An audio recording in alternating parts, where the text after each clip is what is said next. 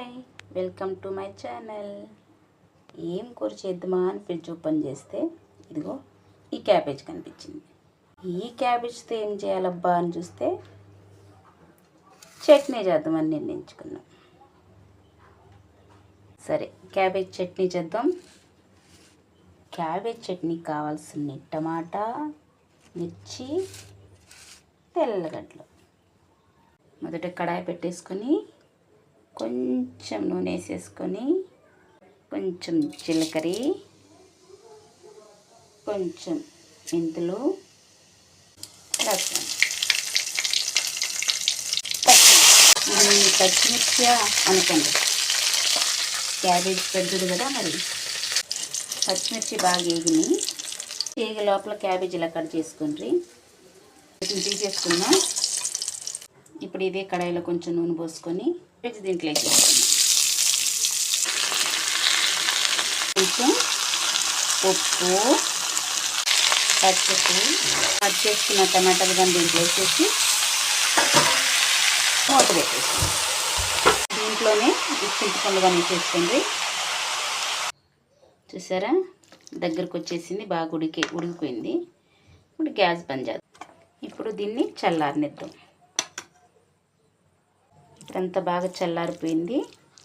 చల్లారిపోయిన వెంటనే మిక్సీలో వేసుకుందాం. కొంచెంగా మిక్సీ పట్టుకుందాం. మిక్సీ పట్టేసుకున్నాను.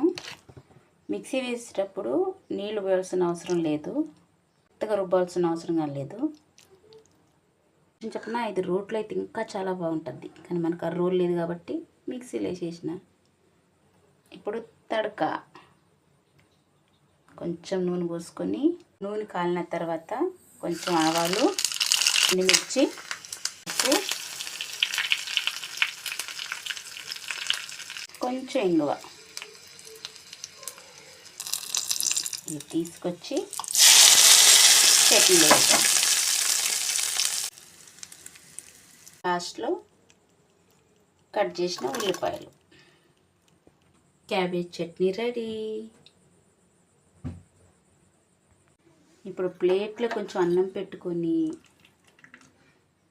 చట్నీ కొంచెం వేసుకొని, వేడి అన్నంలో చట్నీ వేసుకొని, ఇంకా ఒక ఆమ్లెట్ పెట్టుకొని వేడి అన్నంలో ఇలా కలుపుకొని కొంచెం గుడ్డు ఇలా తీసుకొని సూపర్, నిజంగా చాలా బాగుంది. నచ్చినట్లయితే లైక్ చేయండి, సబ్స్క్రైబ్ చేయండి. Thank you.